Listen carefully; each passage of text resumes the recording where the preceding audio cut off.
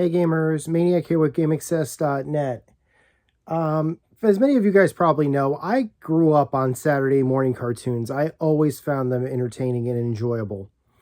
Some of my favorite Saturday morning cartoons probably came from the early to mid 90s, but the truth is that, the early 90s had some great Saturday morning cartoons, especially by the time we started doing broadcast television. And as someone who grew up in the early 90s and late 80s, obviously most people remember you had Teenage Mutant Ninja Turtles, you had the real Ghostbusters. But one show that I remember, and I think a lot of fans remember also, it's remembered very fondly, was Captain N, the Game Master. Now, this was a show that was produced with a Nintendo license. I think Deke Entertainment produced it. And what it was about a teenage boy who was the greatest Nintendo player, or one of the best Nintendo players, who plays so hard he is transported into basically the other side of the screen, where he meets Simon Belmont from Castlevania and Mega Man and Pit from Kid Icarus, who are all unified in their battle against the forces of evil, led by, of course, Metroid's mother brain. Over the course of the series, the stakes get risen, stakes get lowered. He gets new allies, like in the form of the Game Boy, which is a machine that basically was created by the king or assistant of the king to assist in the battle against evil. Of course, the Battle of Evil is also, the Army of Evil is inhabited by people like, of course, King Hippo and stuff like that. And it was just completely far out there. And I believe there was even team-ups with like Link and Zelda in one episode.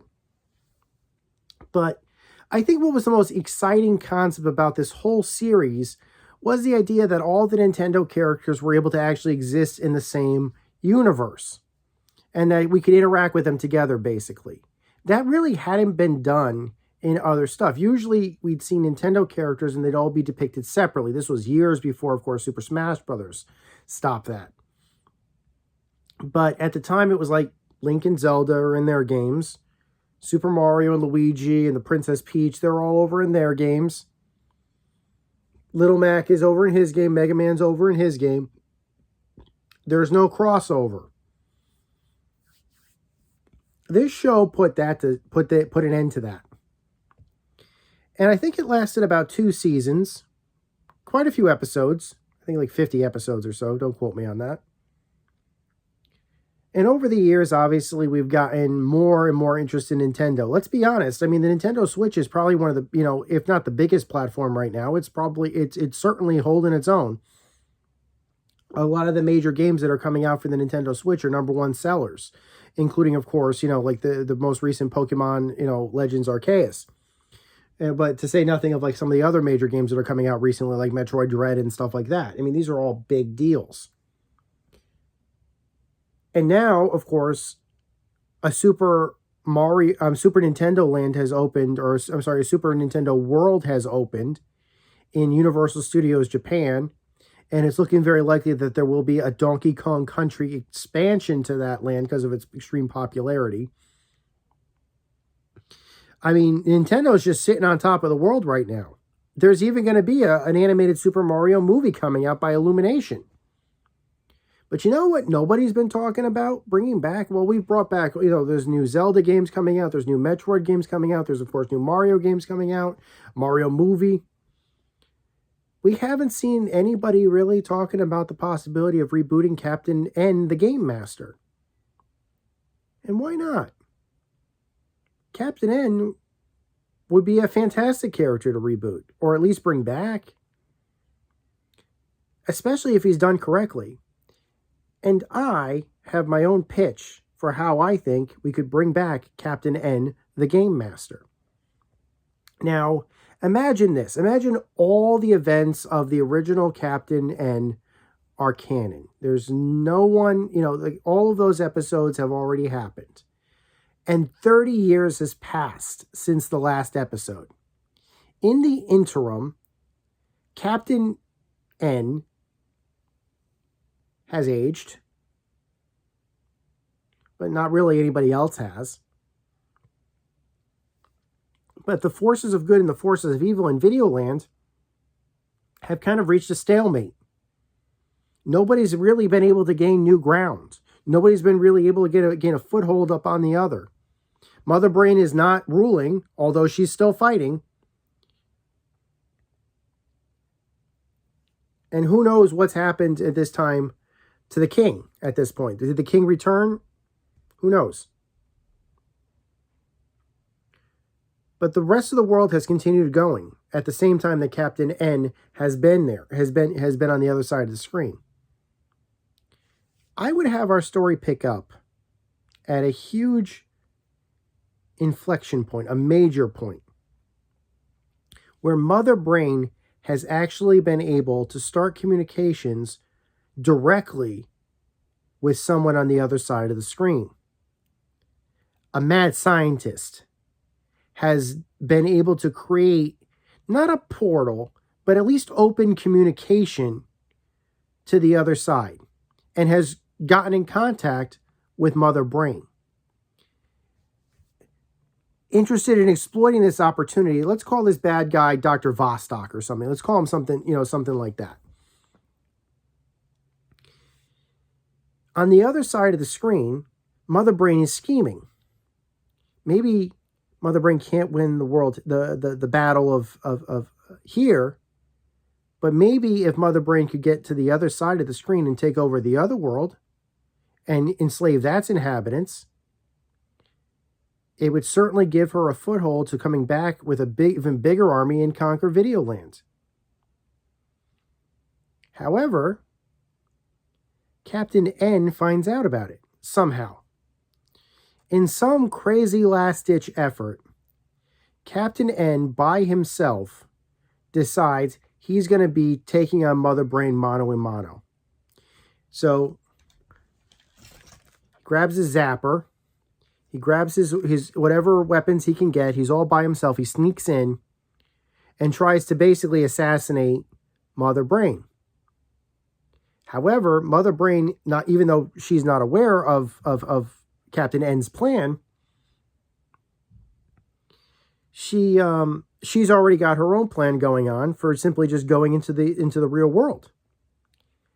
And just as Captain N makes it to the Mother Brain chamber, all by himself, time's up. Dr. Vostok has opened up the portal to the other side of the screen, and Mother Brain's army is ready to go through. And they start pouring out waves and waves and waves of shock troops through the other side of into Earth, basically into our world. Now, I'd start off the episode with traditional animation. It would be traditionally animated, like any Mother Brain, like any episode of Captain N the Game Master. Basically, we'd keep that classic flat, that 2D flat animation. But any footage of the real world would be done with TV cameras, with video cameras, 16:9 HD cameras. People would be depicted as people. They would not be, like I said, any humans would be, this would not, reality would be reality. But as Mother Brain shock troops start going from the 2D animation into the 3D world, their appearance would change from animation, from like flat 2D animation, into what I would imagine would probably be depicted more like 3D voxels or something. Wouldn't that be interesting? Maybe we could give homage to their original NES sprites, but depict them in either some type of 3D CGI, depending upon the character and how simple they were or how complex they were, or do them as like a blocky voxel type. I think that would be kind of interesting, actually. Mother Brain makes it to the other side. Her army is with her. King Hippo's with her. Her underlings are with her. She's fine. Captain N is stuck. But he's got a way through. And Captain N decides, if that's where Mother Brain is going, if that's where I gotta go, I'll go with her. I'll go against her. And he charges through right after her. Now, at that point, the story scatters because we're going to start telling a whole lot of stories. Obviously, Mother Brain's armies are going to start trying to invade. And we're going to learn really quickly something obvious. One, as to what happens to Dr. Vostok, we don't know. We don't know what happens to him. Maybe he was killed in the initial opening. Maybe he went into hiding, but he ain't there anymore. He's gone. But the portal's open. And who knows if other ones were opened as a side effect along with it. So the army goes through. Captain N goes through. And then, obviously, if a whole bunch of these crazy enemies start showing up in the real world, what's going to happen? Well, obviously, police are going to start trying to attack them, and our military is going to try to attack them. We're going to learn really quickly that conventional Earth weapons are real-world weapons, real weapons, like knives or guns or swords or clubs or something, stuff that was made here in the real world, is not it just doesn't work at all. Nothing real works against them. You fire whatever you want at them, you hit them with whatever, they don't even shake it off, they don't even feel anything. Nothing. And that would be kind of interesting. However, Captain N has his zapper. And he discovers really quickly it still works because he brought this from the other side of the screen. And that means that if other characters from his side transport over, like Mega Man or like Mega Man with his blaster, of course, that would work. If when Simon Belmont crosses over, his whip would work. Of course, it would.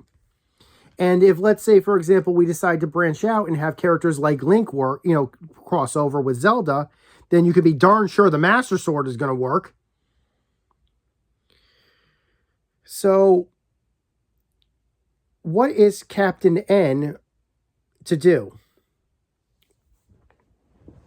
Well, this is where we're going to start splitting off into obviously how we're going to start getting episodic. Because once that initial invasion starts, obviously Mother Brain is going to take over her own territory and she's going to create like a forward base or something like that, and she's going to be able to fortify it. She won't be able to spread very far, but she will be able to keep a good foothold from her position. Something that Captain N is not going to be able to do anything about. So Captain N, obviously with no other alternatives, and not being able to get back, or maybe it's a one-way trip or something through the portal, basically decides to try to go home. We're going to be playing up the man at a time. This is a guy who has been away from Earth for 30 years. And as somebody who's lived on Earth for over 30 years knows that a lot changes in 30 years. Obviously, Nintendo's still around, but technology has progressed a lot further than it did from when he was a small boy. And he is going to basically be a man out of time. And who's to say if when he decides to head home, if there's really any home for him to come to? And what I would personally imagine would be the most heartbreaking scene of the entire series is going to be when Captain N returns to what he thinks is his home. And he finds somebody else living there. But when he investigates further, he finds out that the people that are there are his ancestors, his extended relatives. Maybe it's his nephew or his nieces and stuff. Perhaps his sister moved into the house and they had left him for dead years and years ago. They had given up the search years ago. And perhaps his mother's alive, but she's in a nursing home, not a foster home, nursing home. And she's in a nursing home. But they left his room the way it was. They never changed. They never did anything to his room. And he'll go back to his room with his Nintendo cartridges still right where he left them, covered in dust. And at that point, he'll realize that he has to fight his way and make things right. And my imagined interest would be is that what's going to happen for the rest of the series would be that he's going to basically have to create a plan for how to either fight the forces of Mother Brain, because of course nobody else is capable of fighting Mother Brain. He's had 30 years of fighting Mother Brain. He has to find if there's any allies that he can rely on the other side, because he doesn't know anybody here. So what we're going to discover later on is that Mega Man and Belmont and some of the other characters, like of course Samus or possibly even Super Mario, are going to cross over to assist once they find out what Mother Brain had done. But they're going to be scattered, and they're going to need to be able to find each other again. How is that going to be possible? We don't know. However, one thing that is going to be possible is that Captain N will be able to make new weapons. A side effect of one thing, basically, because it would be unfair for him to basically just be stuck with just fighting an entire army with just his zapper and his D-pad. The thing that I thought would be kind of interesting would be, what if he had the ability to take technology, modern technology, and infuse it with the knowledge that he rediscovered from Videoland and essentially turn them into weapons? Maybe, like, obviously he wouldn't be able to craft a gun or a sword or something like that, or transform any of that. But maybe if he could get his hands on like a Nintendo 64, he could use it to beef up his zapper or something into like more powerful blasts, or he'd be able to retrofit a Game Boy or later revisions of like a Nintendo DS or something into like a floating droid or something that could assist him. And of course, obviously, if Mr. Belmont is able to cross over, if Simon Belmont is able to cross over, you can be darn sure his whip will be able to work, and he would be more than willing to fight. Now, as for how are we going to do Captain N's allies, I basically have it that any humanoid characters, probably like Simon Belmont and Princess Lana and stuff like that, would be depicted as humans in costumes. Like they would be, regular, just human beings, basically. Obviously, they make reference to, obviously, Simon would be like, oh my, I look quite good in in this new dimension. I still look, he'd be like, of course, we keep the traits. I want to keep Mega Man as a CG, honestly. I'd also like to keep characters like King Hippo and, of course, Mother Brain as CG. But I think Princess Lana would also would be okay to be a human, to be played by a human actress. I think that would actually be a good call. Samus, her armor would be CG, but if she ever takes her armor off, that would not be CG, depending upon how you want to do the Zero Suit. I think you can do the Zero Suit as a piece of costume. I really do. Super Mario, he would be CG. We would do Super Mario in CG. Link, he would be human. Master Sword, maybe that would be CG. Maybe we do the Master Sword as CG. So that's my pitch for how I would bring back Captain N, the Game Master. I want to hear what you have to say. So I look forward to your comments. If anybody thinks that they can actually contribute, if anybody's got like the skills and like maybe they know some actors or something, I could hammer out an entire series in a matter of weeks. So until next time, guys, my name is Maniac with GameAccess.net. Take care. Over and out.